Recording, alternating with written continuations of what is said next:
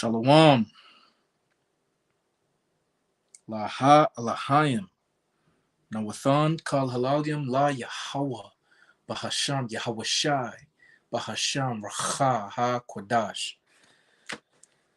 Peace to the gods, giving all praises to Yahweh in the name of Yahweh Shai, in the name of the Holy Spirit. Double honors unto the elder apostles, the elder bishops, and the head elders of all the camps of Great Millstone, GMS, who do well, who we learn this 100% truth from, who are the true leaders of all Israel today. Peace and salutations to the hopeful elect, the 144,000 and the remaining 1/3.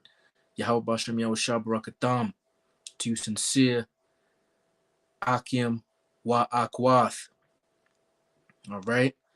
Lord willing, this is edifying to the elect. It's your brother Tazapanya Banyamyan of the Sons of Yashala camp out here in Colorado Springs, Colorado. Predictive programming. Hey, man. When I heard this, I was flabbergasted. I'm like, yo, they putting it in your face. One thing we got to remember, all right, Zelensky, the Ukrainian CIA puppet set up by the U.S. president, is a Batiman. All right. He was dressed in drag, and he was on a TV show out there, you know, on your television programming. So, you know, this whole thing is a movie. All right. But the point is, man, okay. And then look at this, right? He comes out saying this maybe 2-3 days after the United States Secretary of Treasury, Janet Yellen, who used to work for the Federal Reserve, a private corporation owned by the Rothschilds, is sending another $1.29 billion in so-called humanitarian aid, which is nothing but a prophetical outlook on the scripture that I'm about to roughly paraphrase, where the Most High says, beat your plowshares into, matter of fact, let me just get it, bro. Let me just get it. It's in the book of Joel.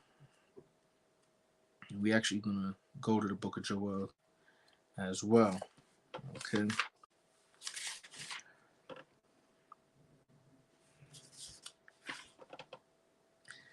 Yeah, this is the book of Joel, chapter 3, verse 10. It says, beat your plowshares into swords and your pruning hooks into spears. Let the weak say, I am strong. Okay.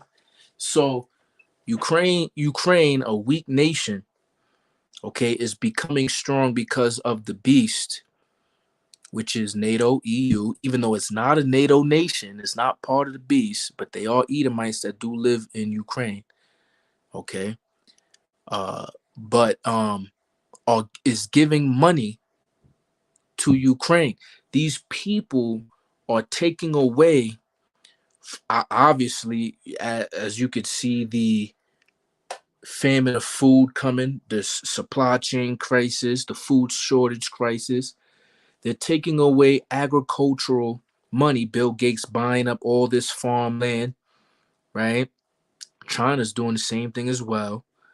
Okay. What else? All of these sabotaging through orchestrated, all right, by the higher ups to destroy cattle, food crops, transportation, things of that nature, right? To take the agricultural budget and put it into the military industrial complex. That's what we're seeing. Okay. That's what it means is mobilization. Taking money from here, putting it over here, and over here is for war. All right. I mean, the U.S. has bills for that. Like, for instance, Operation Warp Speed, where they made other manufacturing companies purposely that used to make other things to make them make hand sanitizer and this and that and the third. which is part of like one of those bills they had for World War II, where during a national emergency or in war, they can make people make things for the war. All right. So we're gonna get into this because what he said was appalling. Was like, yo, this is in the scriptures. All right. So this is not only for you Akim out there, and not, and when I say Akim, I'm talking about all Israelites, because for the most part, the hopeful elect, Israelites in the truth, right? Israel, not Jake, right? They're not gonna be the ones, you know, pushed into this World War III scenario.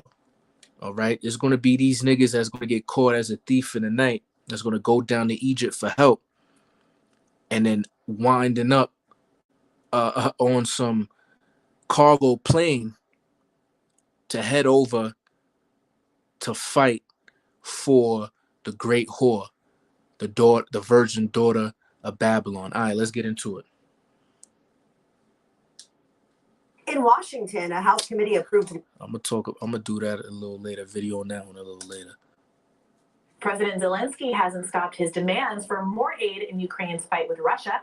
Speaking at a press conference on February 24th, he issued a stark warning to the U.S. if it fails to provide more assistance. Let's watch. How is a small country like Ukraine threatening the so-called super bully, right? The big kid on the block of the world, America. How you going? How? The last time anybody threatened America, what happened, man? This is how you know is America cannot be healed. It's over with. They are not an empire. All right. Everybody that is in a high politician position is bought and paid for by the World Economic Forum, the World Health Organization, so on and so forth, so on and so forth. All right. This is crazy. If it happens so that Ukraine, due to various opinions and weakening and depleting of assistance, loses, Russia is going to enter Baltic states, NATO member states, and then the U.S. will have to send their sons and daughters exactly the same way as we are sending their sons and daughters to war. And they will have to fight because it's NATO that we're talking about, and they will be dying. I'm going to run this back, son. So he's trying to seem so serious. All right. So he's basically saying, without saying, Article 5 of the North Atlantic Treaty Organization. The North Atlantic, basically the European Union, the Western civilization countries signed a pact, which is nothing but a revived ancient Roman Empire, all provinces, okay, in the modern day times of Rome. This is Rome all over again, just like Rome had, city states, provinces, or whatever. And Article 5 is that if one of us goes to war, everybody goes to war. See, and the Most High made them set it up like that so that prophecy can come to pass, which is World War III. All right. So he's trying to say, and consistently, not on mainstream media, but on alternative media. All right. Putin is basically trying to, not saying, because he's an Edomite too, right? But looking on the other side of things, he's basically saying, yo, y'all can't be just with nuclear weapons and military bases. Because remember, the scriptures say in Habakkuk that neither keepeth at home. Matter of fact, let's get that real quick, and then I'm going to continue on. All right, I'm going to just let the spirit flow on this one, because this is out of this world, man.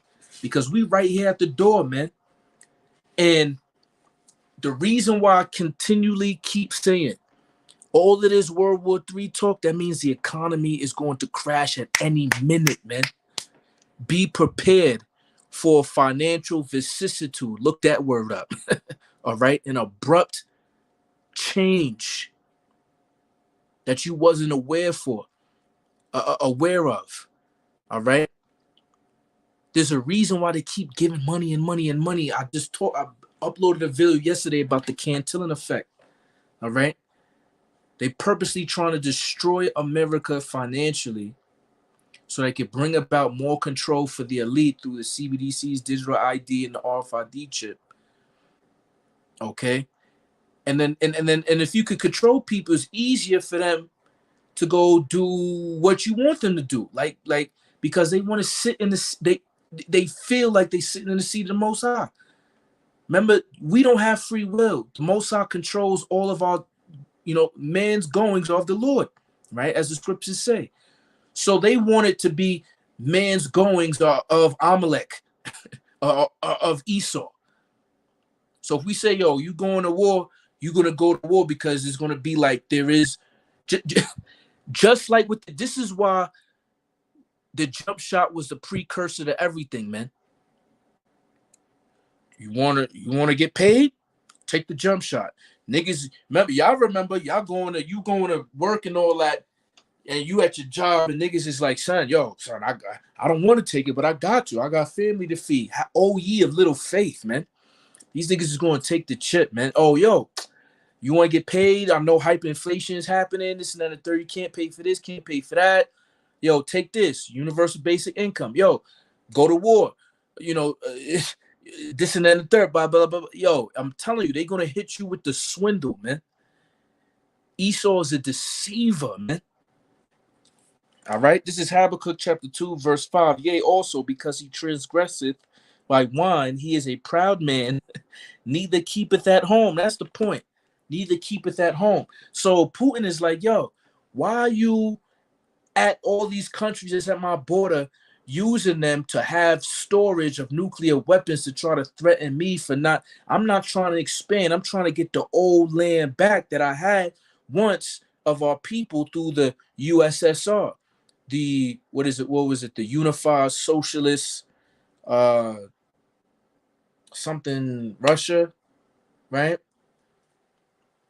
So Crimea, Ukraine, all of that was part of it. So so they pushing this little fear tactic, right? For people to be like, oh yeah, to get on their side and with the media side, as if he's gonna go in it. You don't think Putin knows if he attacked NATO countries that all of NATO gonna come, but he getting prepared because they know that he's on the offensive when they're really trying to NATO's is on the offensive when they're really trying to make it seem like Putin's on the offensive. But see, that's another scripture in Ezekiel, right? Let's go to Ezekiel real quick, and then we're going to continue on. Ezekiel chapter 38, verse 4. And I will turn thee back and put hooks into thy jaws. Put hooks into whose jaws? All right. Gog and Magog. All right.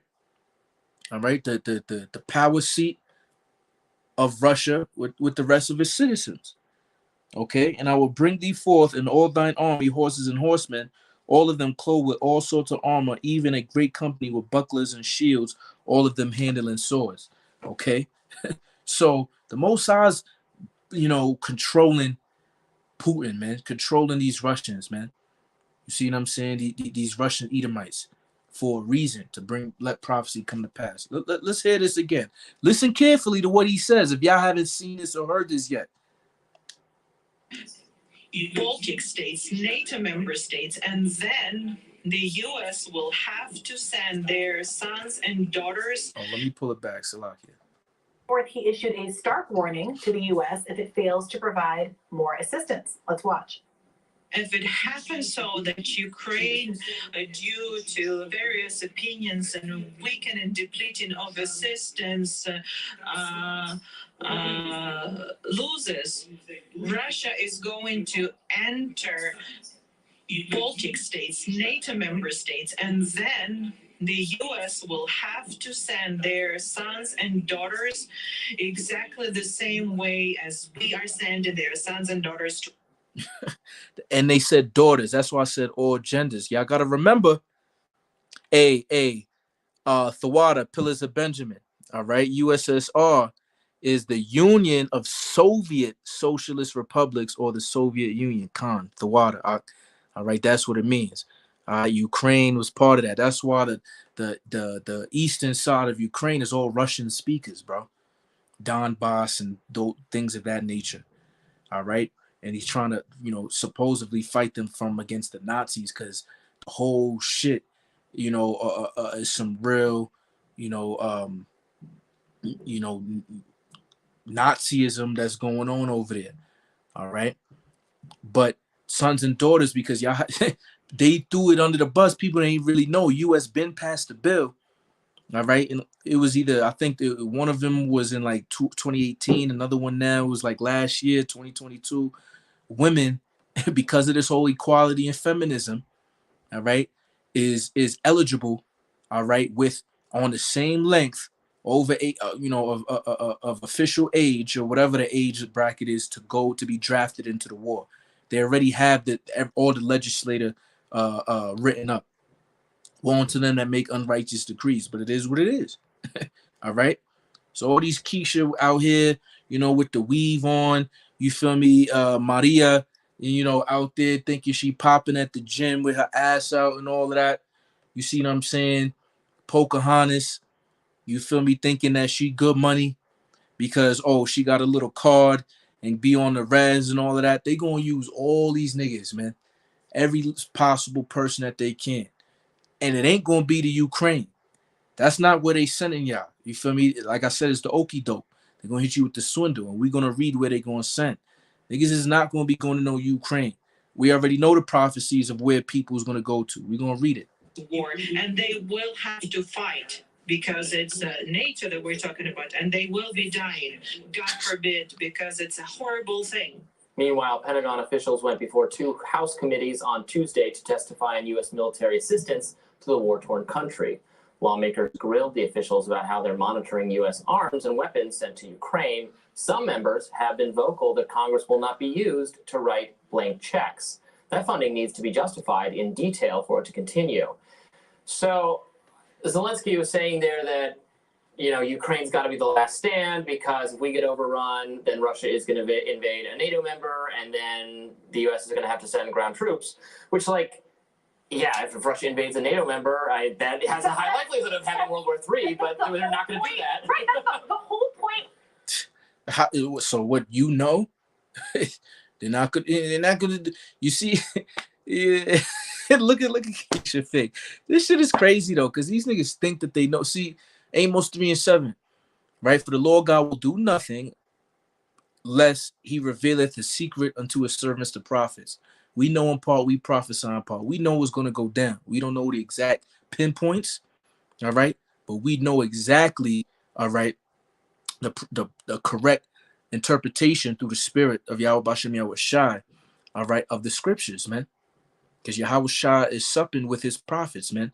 And through faith, I believe I'm one as well as those that follow the apostles of Great Millstone, okay? It's such a backward argument. The whole point of Russia invading Ukraine is to prevent it from being a NATO member. Like the reason that this invasion has happened is because it is not a NATO member. It doesn't want NATO to continue to expand. It's like a hyper consciousness of not wanting to engage directly with NATO members that has kind of driven at the core of this crisis. So it's such a weird backward argument to make, to say that Ukraine is somehow the last bulwark against Russia. If Russia wants to attack a NATO member because it's just thirsting for a war with the rest of the world, it can If Russia wants to start World War III, it can press the button anytime it wants. It's not some magical wall. Yeah. It's not like it's like a gameplay. And until you defeat Ukraine, you're not allowed to go into It's like the risk board. You can't. Ukraine borders. Actually, Europe is a pretty easy continent to move around in the game of Risk. So it's worth 5 extra deployments on your turn. Right. And speaking of the game of Risk and kind of the global circumstances of this, it's really interesting to know there was this Washington Post article from just a few days ago called "A Global Divide on the Ukraine War is Deepening." And they talked to folks, particularly in the global south. It opens with a quote from a South African radio host who says, quote, we were lied to. And the article basically makes the argument, here's what he goes on to say, why had President Vladimir Putin deemed it necessary to invade? Why was NATO fueling fire? Those are the questions that have been percolating in the Western media. But the other parts of the world are saying, when America went to Iraq, when America went to Libya, they had their own justifications that we didn't believe. And now they're trying to turn the world against Russia. This is unacceptable too. I still don't see any justification for invading a country, but we cannot be dictated to about the Russian moves in Ukraine. I honestly feel like the U.S. was trying to bully us. And this is a sentiment that goes around the world. Other countries, this article focuses a lot on people in India who have increased trade with Russia by 400% since the invasion. There's a global economy. People need oil. Obviously, we've been talking about the Nord Stream pipeline explosion and who did it, because so much of Europe, Germany in particular, relies on Russian natural gas to heat their homes and get through a winter. Which it came out, CIA, US did it. It's becoming increasingly clear to people, especially outside of the US media bubble, that we are pressing our agenda, which is not shared with all these other countries around the world, and which frankly is at their detriment. Yeah, absolutely. Did you see that interview, actually, by the way, the other day, Jeffrey Sachs, who is someone we've talked about on the show a lot, who has asserted that he thinks the U.S. is responsible for testified at the UN Nord Stream. committee on it. Exactly. Although he said he was there representing himself, not Russia. He had a great interview in, I think, the New Yorker, the New Yorker, with Isaac Chotiner the other day. I don't know how to say that either. So it was a long, very interrogating interview from a journalist who is, I think, much more hawkish on Ukraine. This person also interviewed John Mearsheimer, yeah. Okay, you've got some hard names. Kind of interrogating him about his view that this is really the U.S.'s fault for NATO hawkishness. And it's a good interview. I don't agree with everything Sachs says, but he just makes this point that no one, I think, can really refute on the other side, which is that, he says that he warned U.S. officials for years. Russia is very concerned about NATO expansion, about Ukraine and a few other nations joining NATO. So, and this is very dangerous. There could be a war over this. And then the officials will say, no, Ukraine is never joining NATO. That's never going to happen. And then they'll say, well, why don't you then make that clear to Russia? If we're saying we're not going to let them join, then why, the leaving it a possibility without clarifying it to Russia is just a massive diplomatic failure that has helped get us to this position.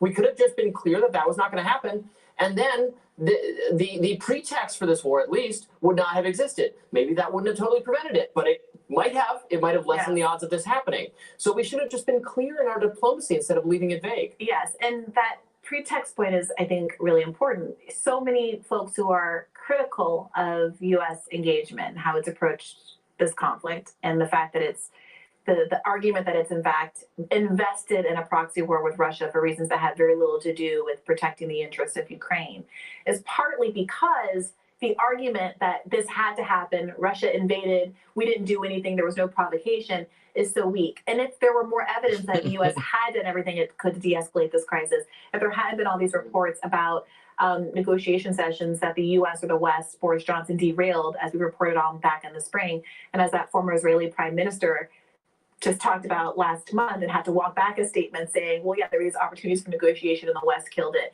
If it weren't for all those moments, then I think there would be a lot more credibility in the West saying, okay, we did everything that we could to de-escalate, but Putin really is on the war path and he really is all these things that have been said. But they've left sufficient ambiguity that, again, it's why you have so much of the global South saying, okay, you guys abandoned us in COVID. We didn't get any of the vaccines. We're the ones who are in all of these food crises.